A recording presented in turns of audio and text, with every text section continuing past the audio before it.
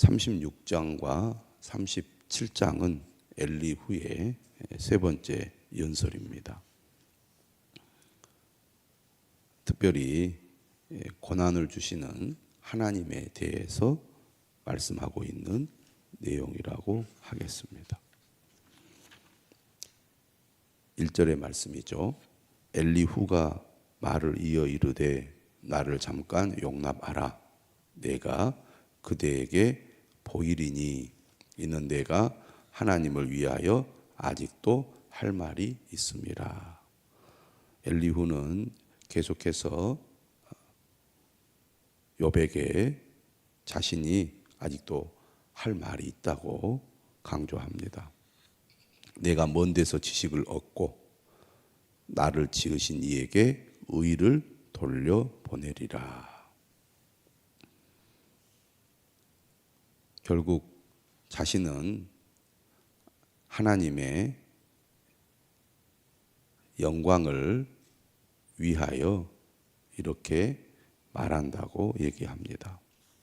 진실로 내 말은 거짓이 아니라 온전한 지식을 가진 이가 그대와 함께 있느니라. 자신이 옳다는 것을 주장하고 있습니다. 엘리후는 이처럼 욥에게 자신의 말이 옳은 말이기 때문에 자신의 말에 귀를 기울이라고 주장을 하고 있습니다. 특별히 고난과 관련된 말을 오늘 하고 있는데요. 5절에 이렇게 말하죠.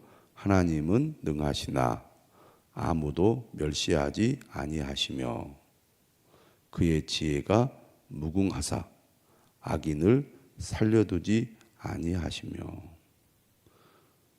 규범적 지혜에 근거하여 하나님이 어떤 분이신지에 대해서 말씀하고 있습니다. 하나님은 전능하신 분이시죠. 못하실 것이 없는 분입니다. 하지만 아무도 멸시하지 않으시는 분이죠. 하나님이 가지고 계시는 무한한 능력으로 마음에 들지 않는 사람이나 또 힘이 없는 사람을 하나님께서 짓밟지 않으신다는 것입니다. 또 하나님은 지혜가 무궁하기 때문에 선과 악을 분별할 수 있으시고 악인들이 교묘하게 하나님을 속여서 자신들의 이익을 추구하는 것을 하나님은 잘 알고 계신다는 것입니다. 그래서 반드시 하나님은 그들이 거짓으로 속여서 자신들의 욕심을 추구할 때 그들을 심판하신다는 것입니다. 뿐만 아니라 억울하게 고난을 받는 자들을 하나님은 못 본 채 하거나 내버려 두지 않으시고 반드시 공의를 베푸셔서 그 고난에서 건져주시는 하나님이시라는 것입니다. 그의 눈을 의인에게서 떼지 아니하시고 하나님의 말씀을 따라 믿음으로 살아가는 사람을 하나님은 항상 주목하고 계신다는 겁니다. 그러니까 현실 속에서 악인에 의해서 고난을 당한다 할지라도 하나님은 그것을 지켜보셨다가 반드시 하나님의 때 고난받는 자에게 공의를 베푸신다는 거죠. 그래서 그를 왕들과 함께 왕자에 앉히사 영원토록 존귀하게 하신다는 것입니다. 그러므로 비록 지금 악인으로 인하여 고난을 받는다 할지라도 하나님은 항상 눈을 떼지 않고 계시기 때문에 반드시 영원토록 존귀하게 할 것이다. 그것을 굳게 믿어야 한다. 그런 얘기겠죠. 혹시 그들이 족쇄에 매이거나 환난의 줄에 얽혔으면, 아무런 잘못도 하지 않았는데 족쇄에 매이거나 환난의 준에 얽히는 경우가 있죠. 사냥꾼들이 들짐승을 잡기 위해서 몰래 덫을 놓지 않습니까? 덫이 있는 줄 모르고 지나가다가 덫에 걸리게 되면 결국 죽고 맙니다. 그런 일이 의인에게 일어날 수 있다는 얘기죠.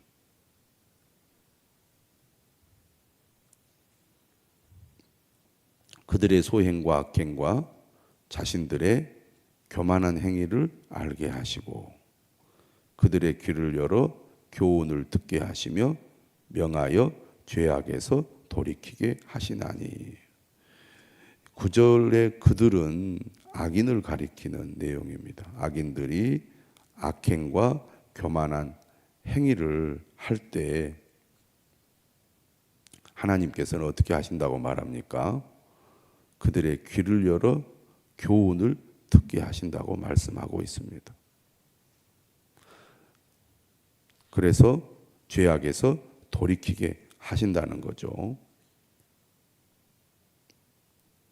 특별히 족쇄에 매이거나 환난의 줄에 얽혔을 때 그들의 소행과 악행과 자신들의 교만한 행위를 알게 하신다고 말합니다.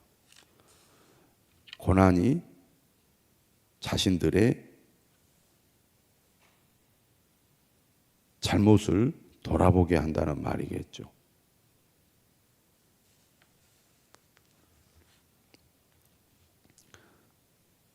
평소에는 잘 알지 못했는데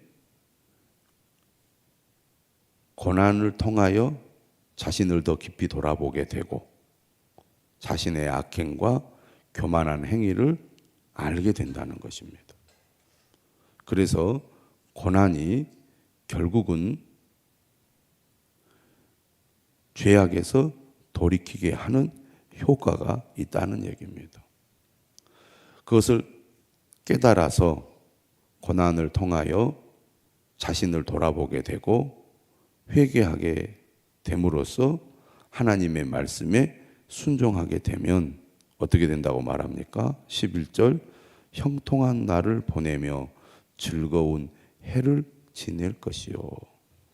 고난이 회개의 기회가 되고 그 고난을 통하여 하나님의 말씀에 순종하게 되면 오히려 전화위복이 되어서 형통한 날을 보내게 될 것이다. 그런 얘기죠.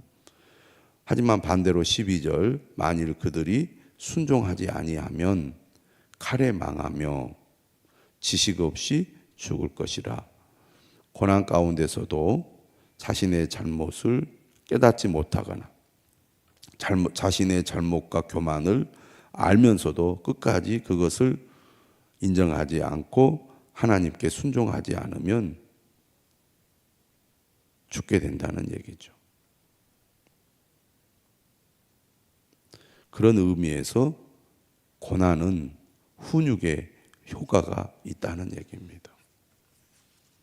사람은 누구나 완전하지 못하고 다 연약한 존재고 죄인이기 때문에 고난을 통해서 자신의 죄를 보게 되고 그 죄를 깨닫는 자가 회개하고 주께로 돌이키게 되는데 고난이 그러한 변화에 중요한 역할을 하게 된다. 그러므로 고난을 무조건 불행하고 나쁜 것으로만 여기지 말고 오히려 내가 하나님의 은혜와 형통을 누릴 수 있는 기회로 삼으라는 얘기죠.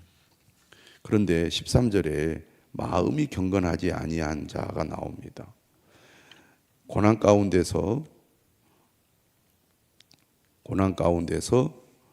지금 매우 힘든 이 상황을 지내고 있음에도 불구하고 그 마음이 하나님을 향하지 않고 하나님의 말씀에 귀를 기울이지 않는 사람은 자신이 겪는 이 고난을 보면서 오히려 분노가 더 일어나는 사람이 있습니다. 내가 무엇을 잘못했다고 내게 이런 어려움을 주시느냐고 하나님을 향하여 분노를 쏟아내는 사람이 있습니다. 세상에 대해서 원망하는 마음을 갖게 된다는 얘기입니다.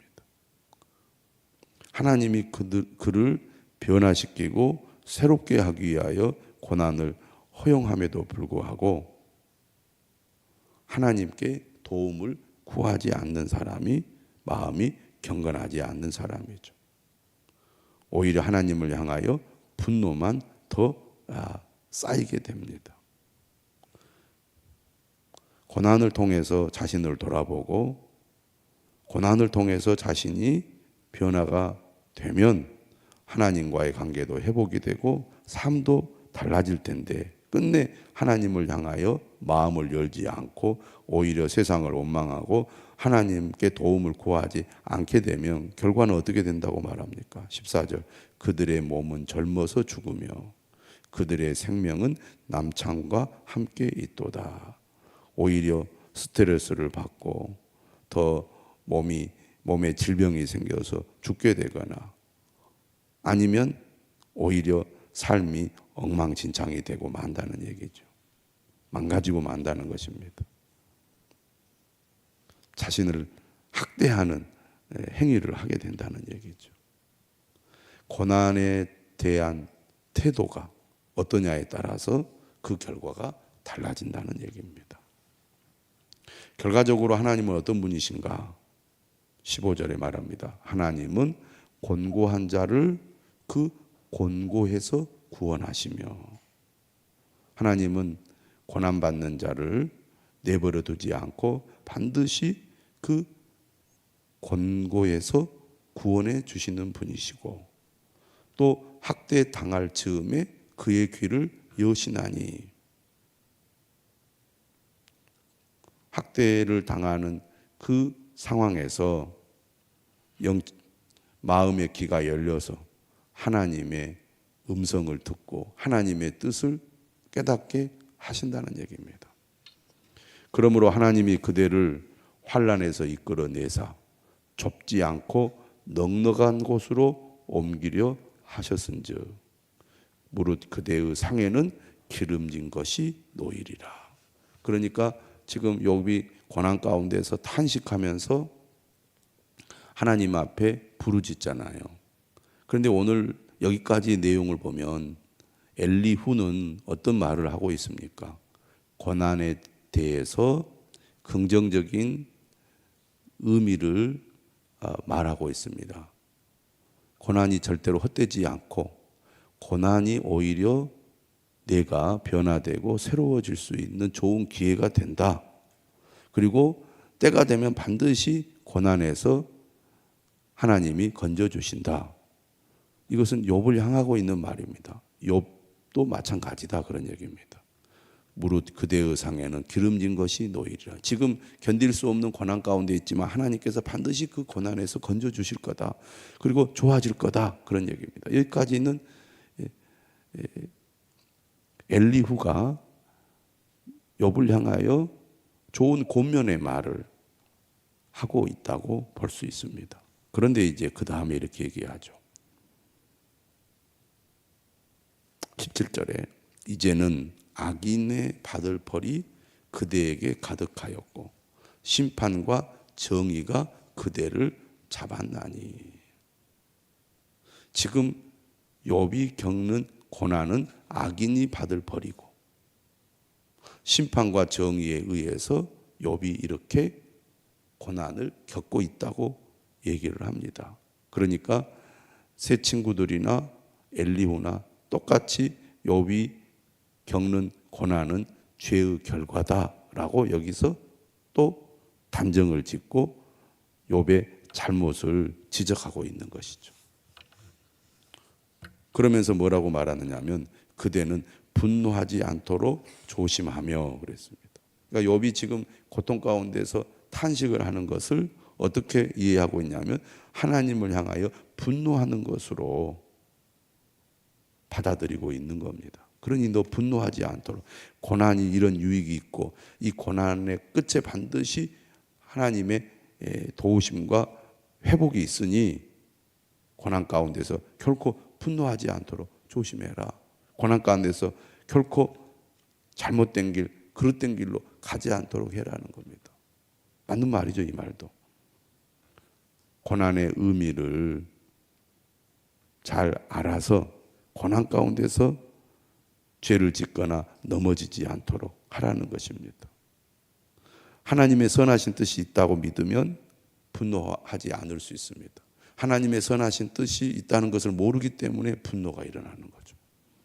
또 하나님의 선하신 뜻을 알지 못하거나 믿지 못하기 때문에 나 이렇게 내 삶이 망가지고 망해가고 있으니 될 대로 되라는 식으로 자신의 삶을 아무렇게나 내팽개치듯이 악한 길로 갈 수도 있다는 겁니다. 그래서 18절은 욥을 향하여 조심하라는 말을 2번이나 쓰고 있죠. 많은 뇌물이 그대를 그릇된 길로 가게 할까 조심하라.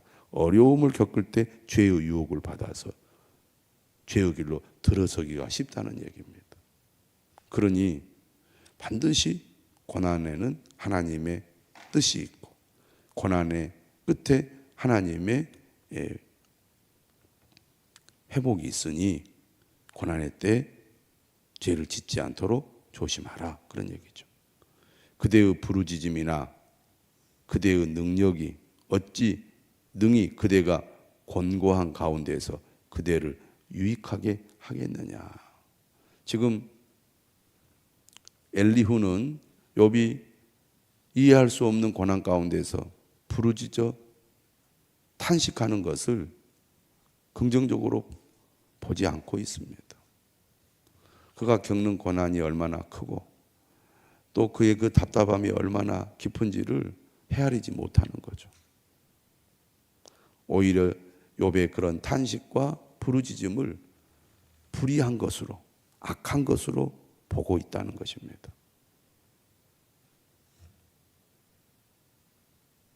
그런데 그는 지금 깊은 어둠을 통과하고 있잖아요. 그렇지만 그는 여전히 하나님을 바라보면서 탄식하고 있습니다. 그러나 엘리후의 그 시각으로 볼 때는 욥의 이러한 행동이 잘 이해가 되지 않고 오히려 욥이 악한 생각과 악한 행동을 하고 있다고 판단하고 있는 것입니다. 그래서 21절에도 삼가 악으로 치우치지 말라, 그렇게 얘기합니다. 22절은 말하죠. 하나님은 그의 권능으로 높이 계시나니, 초월하신 하나님을 말하죠. 누가 그 같은 교훈을 베풀겠느냐? 누가 그를 위하여 그의 길을 정하였느냐? 누가 말하기를 주께서 불의를 행하셨나이다 할 수 있으랴. 감히 하나님께 이렇다 저렇다 말할 수 있는 사람이 없다는 얘기죠. 그대는 하나님께서 하신 일을 기억하고 높이라, 잊지 말지니라. 인생이 그의 일을 찬송하였느니라. 하나님은 초월해 계신 분으로 인간의 생각을 훨씬 뛰어넘는 분이라는 겁니다. 우리가 볼 때는 이해할 수 없지만 하나님은 반드시 그의 뜻을 따라 행하는 분으로서 그에게는 불의가 없고 잘못된 것이 없는 분입니다. 오직 우리는 그를 찬송할 뿐이라는 거죠. 이해하지 못한다고 하나님을 향하여 원망하거나 분노해서는 안 된다는 얘기죠. 이해할 수 없는 하나님, 왜 하나님이 이렇게 하시는지 우리는 하나님의 뜻을 온전히 알 수 없는 존재입니다. 그럼에도 불구하고 우리는 하나님을 신뢰하고 하나님을 의지해야 하겠습니다. 엘리후는 물론 여기서 또 회개를 요구하고 있지만 그가 마지막 부분에서 욥을 권면하고 있습니다. 우리가 이해할 수 없는 고난을 당할 때가 있지만 하나님은 그 고난을 헛되게 만들지 않고 고난을 통해서 반드시 하나님의 은혜와 도우심을 경험하도록 인도하실 것입니다. 그러므로 고난 가운데서 하나님의 선하신 뜻을 기다리며 끝까지 하나님을 바라본다면 하나님께서 반드시 도와주실 것입니다. 이 믿음을 우리 모두가 갖기를 주님의 이름으로 축원합니다.